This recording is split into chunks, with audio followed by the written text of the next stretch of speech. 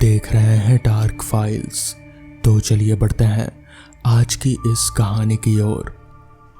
रात के करीब 9 बज रहे थे जब मामा जी का फोन आया। फोन उठाते ही उनके रोने की आवाज से आदर्श का दिल दहल गया। अभी 1 हफ्ते पहले ही तो वो लोग उनके बेटे की शादी से लौटे थे। अचानक ऐसा क्या हो गया जो मामा जी इस तरीके से रो रहे हैं? सब कुछ तो बड़े अच्छे से हुआ था, दान दहेज भी मिला था, फिर अचानक क्या हो गया? आदर्श कुछ समझ नहीं पा रहा था और मामा जी बस रोए जा रहे थे। बड़ी मुश्किल से उन्होंने कहा, तुम तुरंत आ जाओ आदर्श बेटा, अनर्थ हो गया है यहाँ। और इतना कहकर उन्होंने फोन रख दिया। सोच में पड़ गया आदर्श कि आखिर क्या हुआ होगा। तभी उसकी पत्नी ने कहा, आपने पूछा नहीं क्या बात है? अब इतनी रात में कैसे जाएंगे, वो भी इतनी दूर बनारस? पर मामा जी के जिस बेटे की शादी थी वो और आदर्श ममेरे भाई होने के साथ ही परम मित्र भी थे, सो जाना जरूरी था। पूरी जानकारी लेने की नीयत से उसने नीरज को फोन किया, पर घंटी जाती रही और उसने फोन ही नहीं उठाया। तो किसी बुरी घटना घटने की आशंका हुई और आदर्श ने अपनी पत्नी से 2 जोड़े कपड़े निकालने को कहा और कार का पेट्रोल चेक करने बाहर निकल गया। गाड़ी में पेट्रोल था और आगे जौनपुर या फिर लखनऊ वाराणसी हाईवे पर भरवा लूँगा, ये सोचकर वो अंदर आ गया। तब तक उसकी माँ को भी किसी घटना के घटने की सूचना की भनक लग चुकी थी। उन्होंने कहा, मुझे तो पहले ही नीरज की बहू के लक्षण अच्छे नहीं लग रहे थे, पता नहीं क्या हुआ होगा। इस पर आदर्श ने टोका, माँ अभी कुछ पता नहीं है, आखिर वहाँ क्या हुआ होगा तो आप उस बेचारी को क्यों कोस रही है? शादी का घर था, हो सकता है चोरी चकारी की कोई घटना हो। माँ बड़बड़ाती रह गई। माँ के साथ उम्र भर का अनुभव जुड़ा था और उसको नकार पाना उसके लिए मुश्किल था। बहरहाल कार लेकर निकल पड़ा आदर्श। थोड़ी दूर आते ही उसको महसूस हुआ कि कार में उसके साथ कोई और भी है। उसने शीशे से पीछे देखने की कोशिश की पर कोई ना दिखा, तो इसे अपना भ्रम समझकर स्पीड थोड़ी तेज कर दिया। फिर भी सुल्तानपुर पहुंचते हुए घड़ी में 11:15 का समय हो ही गया। अभी तो बहुत दूर है बनारस, सोचकर एक पेट्रोल पंप पर रुककर पहले गाड़ी की टंकी फुल करवाई, फिर चाय पी और सिगरेट का पैकेट भी खरीदा। उसके बाद सड़क खाली देखकर गाड़ी फुल स्पीड में चलाकर हाईवे पर पहुंच गया। उसे फिर से कार में किसी की उपस्थिति का आभास हुआ। उसने गाड़ी साइड में रोकी और उतरकर पीछे का दरवाज़ा खोल कर देखा, पर कोई नहीं था।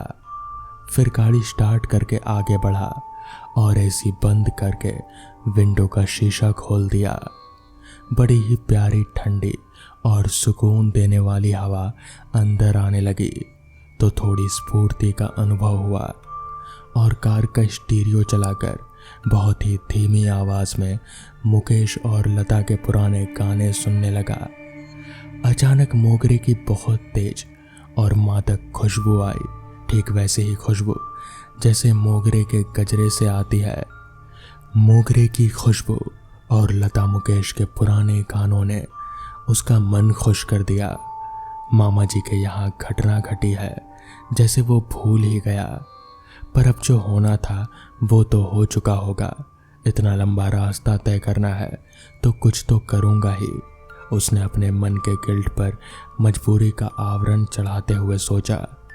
मोगरे की खुशबू से पूरी गाड़ी महक रही थी और अब वो सोचने लगा कि लगता है इस एरिया में मोगरे के फूलों की खेती होती होगी, शायद इत्र बनाने के लिए।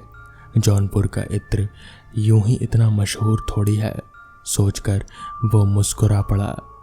लखनऊ वाराणसी हाईवे पे दोनों तरफ घने पेड़ हैं और लोग कहते हैं कि रात में छोटे मोटे जंगली जानवर रोड पर आ जाते हैं। बड़ी सावधानी से मगर तेज रफ्तार से वो गाड़ी चलाए जा रहा था कि अचानक कार की छत पर धप की आवाज हुई। वो सहम गया। समझ में नहीं आया कि उतर कर देखूं या नहीं, पर तभी उसे पिछली सीट से पायल के छनकने की हल्की सी आवाज सुनाई दी। उसने स्पीड कम की और पीछे मुड़कर देखा, मगर वहां अभी भी कुछ नहीं दिखा। तभी कार की छत पर धप की आवाज फिर हुई और एक उदबिलाव कूद कर भागा। तो वो समझ गया कि ये आवाज उसी के कूदने की आई है। आदर्श थोड़ा निश्चिंत हुआ, पर तभी पिछली सीट से चूड़ियों की खनक की आवाज सुनाई पड़ी और इस बार आवाज पहले की अपेक्षा ज्यादा तेज थी। वो डर गया और गाड़ी धीमी करके किनारे ले जाकर रोक दिया। गाड़ी से उतरने की उसकी हिम्मत नहीं हुई तो अंदर की लाइट जला दी और अच्छी तरह से घूमकर पिछली सीट का मुआयना किया, पर वहां किसी को भी ना पाकर उसने स्टीयरिंग पर हाथ रख दिया। पर तभी बिजली की तेजी के साथ एक बात दिमाग में आई। उसने हिम्मत करके अंदर की लाइट फिर जला दी और गौर से पिछली सीट को देखने लगा। सीट बाईं तरफ से थोड़ी अंदर की ओर धंसी हुई थी, ठीक उसी तरह जैसे किसी के बैठने पर धंस जाती है। वो बेहद डर गया और समझ नहीं पा रहा था कि क्या करूं। पायल और घुंघरू के छनके और चूड़ियों के खनकने की आवाज फिर आई। डर के मारे उसके होश उड़ गए, हलक सूख गया और हाथ पैर कांपने लगे। उसे समझ में नहीं आ रहा था कि क्या करें। अचानक बड़ी जोरदार आंधी चलने लगी और कार का पिछला दरवाजा अपने आप खुल गया। उसने अंदर ही बैठे बैठे बड़ी मुश्किल से दरवाजा बंद किया और आंधी का जोर कम होने पर फिर चल पड़ा। रात के 1:45 बज रहे थे और भोर होने से पहले वो मामा जी के घर पहुंच सकता था। अचानक उसने महसूस किया कि मोगरे की खुशबू अब नहीं आ रही है और ना ही किसी और के होने का एहसास हो रहा है। हाईवे की चमकती सड़क दूर तक बिल्कुल वीरान दिख रही थी। अचानक उसने देखा सड़क पर एक नवविवाहित युवती सड़क के बीचों बीच चली जा रही है। उसने हॉर्न बजाया, पर हॉर्न की आवाज जैसे उसे सुनाई ही नहीं दी। वो उसी तरह से सड़क के बीचों बीच चलती जा रही थी। देखकर लगता था कि जैसे शादी के मंडप से भाग खड़ी हुई है। उसने फिर से हॉर्न बजाया, पर उसकी तरफ से कोई प्रतिक्रिया नहीं हुई। वो बिल्कुल उसके करीब पहुंच गया था और हॉर्न पे हॉर्न दिए जा रहा था, पर हॉर्न की आवाज जैसे उसके कानों तक पहुंच ही नहीं रहे थे। उसने कार उस दुल्हन बनी लड़की के पास रोककर झटके से दरवाजा खोलकर नीचे उतरा और भागता हुआ उसके पास पहुंचकर उसने रुकने को कहा, पर वो आगे बढ़ती रही। उसके पीछे पीछे चलता हुआ वो बिल्कुल उसके करीब पहुंच गया। कौन हो तुम? कहाँ जा रही हो? अचानक वो मुड़कर उसके सामने खड़ी हो गई। उसको देखते ही आदर्श डर के मारे चीख पड़ा। वो दुल्हन नहीं थी, एक नर पिशाचनी ने दुल्हन का रूप धारण किया था। उसके हाथ में एक नर मुंडी थी जिससे खून टपक रहा था।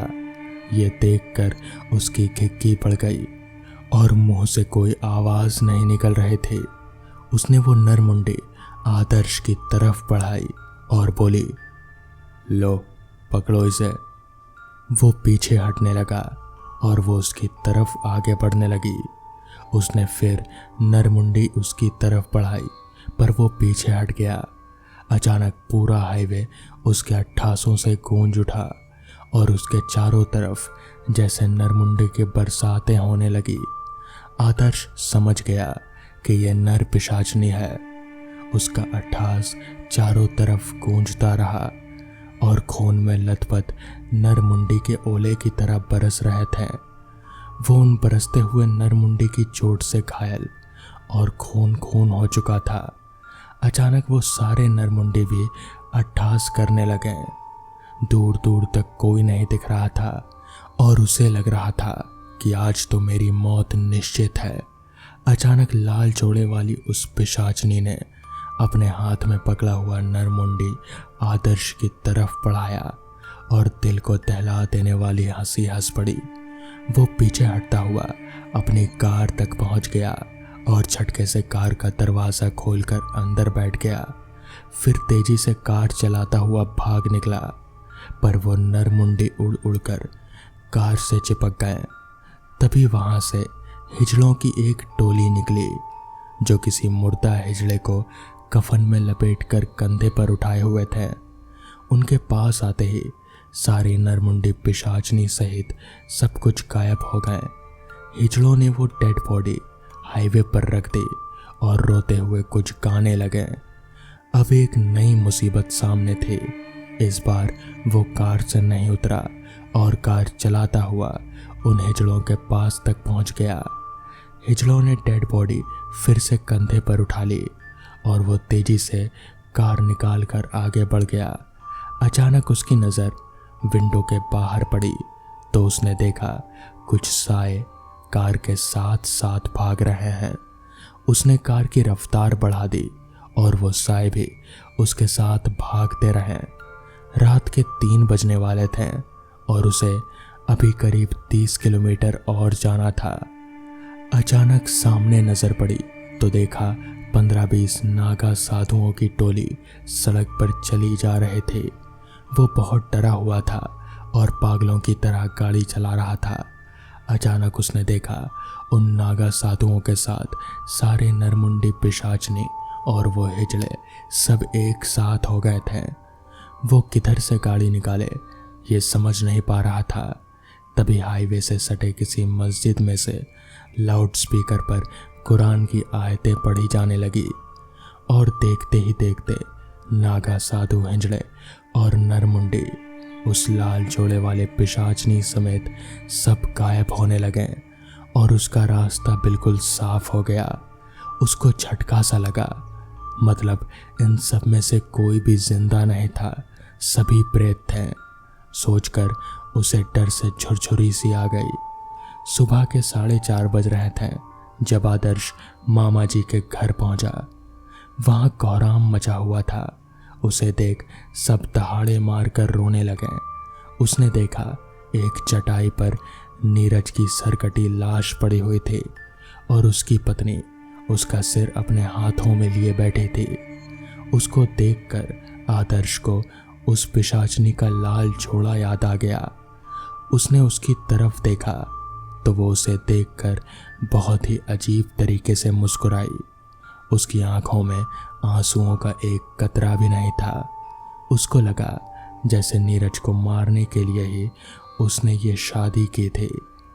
आदर्श ने मामा जी से पूछा, ये सब कैसे हुआ?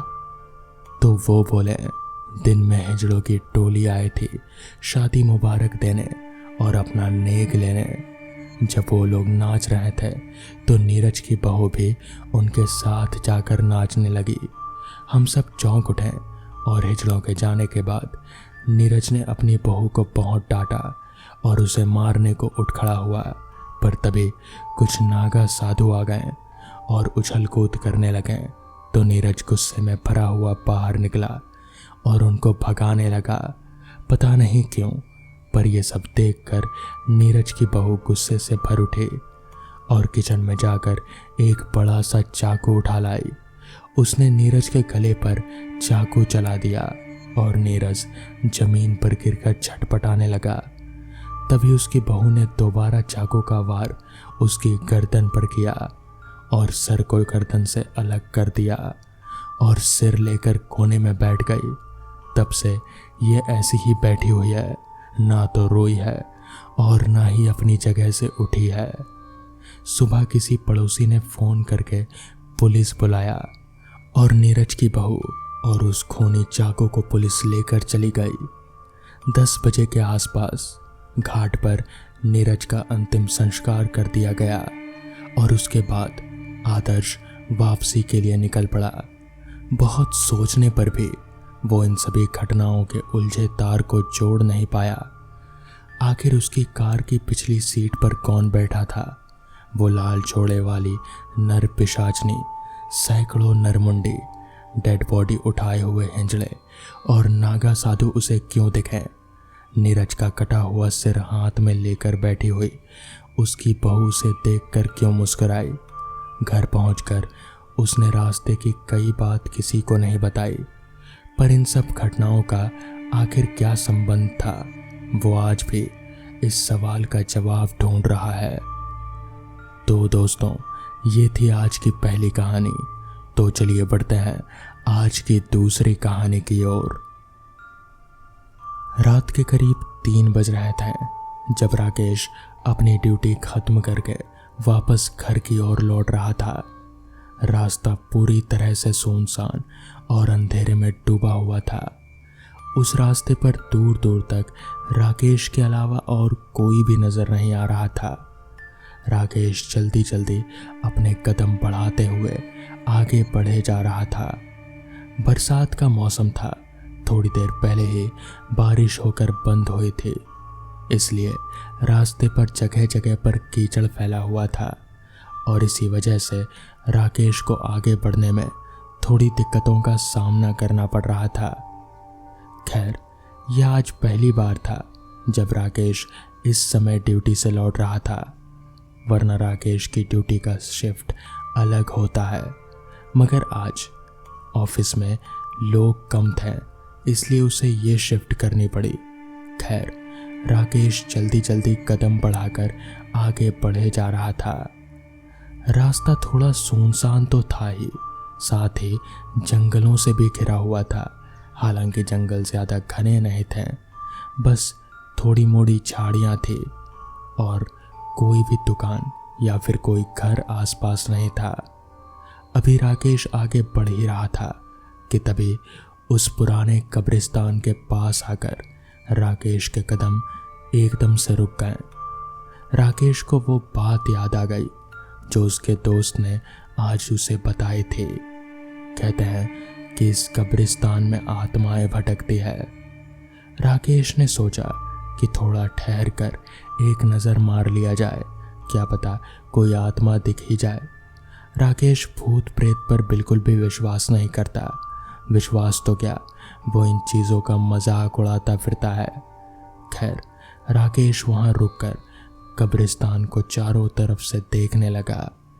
उस पुराने से टूटे फूटे कब्रिस्तान में दरवाज़ा तो था, मगर वो भी आधा टूटा हुआ और जंग लगा हुआ। एक हाथ में आसानी से टूट जाएगा। और कब्रें थोड़ी बहुत ही दिखाई पड़ रही थी। ज़्यादातर कब्रें नीचे धंस चुकी थी। राकेश वहाँ खड़े खड़े अभी उस कब्रिस्तान में नज़र मार ही रहा था कि तभी उसकी नज़र एक चीज़ पर जाकर अटक गई। वो एकदम से उस चीज़ पर जैसे अटक सा गया। उसने देखा कि एक कब्र के ऊपर एक औरत बैठी हुई है। उस औरत ने सफ़ेद साड़ी पहन रखी है और उसका चेहरा दूसरी तरफ था, इसलिए राकेश उसका चेहरा नहीं देख पा रहा था। जैसे ही राकेश ने थोड़ा करीब जाकर देखा कि वो औरत एकदम से हलचल में आ गई।